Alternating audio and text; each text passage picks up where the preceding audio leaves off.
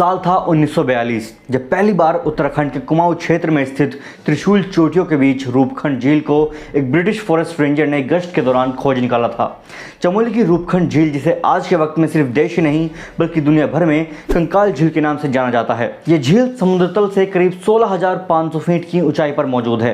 ये झील हिमालय की 3 चोटियों, जिन्हें त्रिशूल की तरह दिखने की वजह से त्रिशूल के नाम से जाना जाता है, उनके बीच में स्थित है। अब बात करते हैं कि आखिर इस झील को कंकाल झील क्यों कहा जाता है। दरअसल इस झील में अक्सर इंसानों के कंकाल पाए जाते हैं। कहा जाता है कि यहाँ इंसानी हड्डियां जहां तहां बर्फ पर दबी हुई हैं। वैसे तो साल के ज्यादातर समय इस झील का पानी जमा रहता है, लेकिन सीजन के अकॉर्डिंग जब मौसम में चेंजेस होते हैं तो बर्फ पिघलने लगती है और तब ये झील अपने असली रूप में आती है। पानी में हर जगह बस कंकाल ही कंकाल बहते नजर आते हैं। कहीं इंसानी खोपड़ी तो कहीं हाथ पैरों की हड्डियां, और कई बार हड्डियों के साथ पूरे ह्यूमन पार्ट्स भी दिखाई देते हैं। ऐसा लगता है कि मानो किसी ने शरीर को अच्छी तरह संरक्षित किया हो। एक रिसर्च की माने तो अब तक इस झील से कम 600 से 800 लोगों के कंकाल पाए गए हैं। वहीं टूरिज्म को बढ़ावा देने के लिए उत्तराखंड की सरकार इसे रहस्यमय झील के तौर पर बताती है। अब तक ना जाने कितने ही साइंटिस्ट ने इस झील पर रिसर्च की है और ना जाने कितने ही लोगों की रिसर्च अब तक चल रही है। इन सभी रिसर्चर्स के सामने कई सवाल थे जो शायद अभी आपके मन में भी होंगे, जैसे कंकाल किन लोगों के हैं, इनकी मौत कैसे हुई होगी, और आखिर इतने सारे लोगों के कंकाल इस झील में क्यों पाए जाते हैं। इन मानव कंकालों को लेकर अब तक कई थ्योरी सामने आई हैं, जिनमें एक थ्योरी के मुताबिक ये कंकाल एक भारतीय राजा, उनकी पत्नी और उनके सेवकों के हैं। कहा जाता है कि करीब 870 साल पहले ये सभी लोग एक बर्फीले तूफान का शिकार हो गए थे और फिर यहीं दफन हो गए।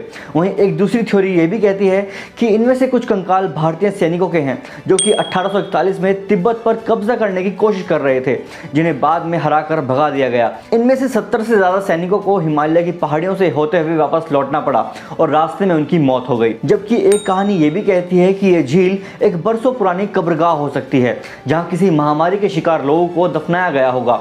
हालांकि आज तक इनमें से कौन सी थ्योरी या कहानी सच है, इसका पता नहीं चल सका है। वहीं इस इलाके के गांव में एक प्रचलित लोकगीत गाया जाता है। इसमें बताया जाता है कि कैसे यहाँ पूजे जाने वाली नंदा देवी ने एक लोहे जैसा सख्त तूफान खड़ा किया, जिसके कारण झील पार करने वाले लोगों की मौत हो गई और वे यहीं झील में समा गए। जब बरसों पहले वैज्ञानिकों ने इस झील पर अपनी रिसर्च शुरू की थी तो उन्हें पता चला कि यहाँ मरने वाले अधिकतर लोगों की उम्र 30 साल से ज्यादा रही होगी। कंकालों में उम्रदराज महिलाएं भी शामिल हैं, मगर किसी बच्चे का कंकाल नहीं पाया गया है। कई स्थानीय लोग ये भी कहते हैं कि ये कंकाल एक ही समूह के लोगों के हैं जो 9वीं सदी के दौरान अचानक आई किसी आपदा में मारे गए होंगे। वहीं हाल ही में की गई एक रिसर्च में इन सभी कहानियों को गलत ठहराया गया है।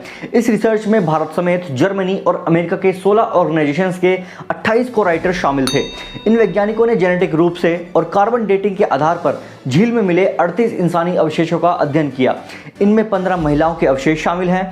इनमें से कुछ 1200 साल पहले के हैं। रिसर्चर्स ने पाया है कि मरे हुए लोग जेनेटिक रूप से अलग अलग हैं और उनकी मौतों के बीच में करीब 1000 साल तक का अंतर है। इस रिसर्च की मुख्य लेखिका इजोइन हार्ने के मुताबिक उनकी रिसर्च इस थ्योरी को खारिज करती है जिसमें कहा गया था कि इन सभी लोगों की मौत किसी तूफान या आपदा के कारण हुई होगी। वे कहती हैं, अभी भी ये साफ नहीं है कि रूपकुंड झील में आखिर क्या हुआ था, लेकिन हम ये बात जरूर कह सकते हैं कि ये सभी मौतें एक घटना में नहीं हुई हैं। और तो और इस रिसर्च में सबसे बड़ा खुलासा ये हुआ कि यहाँ पाए गए कंकालों में कई बाहरी देशों के लोग भी शामिल हैं, जिनमें एक समूह के जेनेटिक्स मौजूदा वक्त में साउथ एशिया में रहने वाले लोगों जैसे ही हैं, जबकि दूसरे समूह के लोगों के जेनेटिक्स मौजूदा वक्त के यूरोप के लोगों से मिलते जुलते हैं। खासतौर पर ये यूनान के द्वीप क्रीट में रहने वाले लोगों जैसे हैं। वहीं साउथ एशिया से आने वाले लोग भी एक ही आबादी का हिस्सा नहीं लगते। वैज्ञानिकों को इस बात का भी संदेह है कि शायद उस दौर में पूर्वी भूमध्य सागरीय पूर्वजों की जेनेटिक रूप से अलग आबादी पीढ़ियों से इस इलाके में रह रही हो।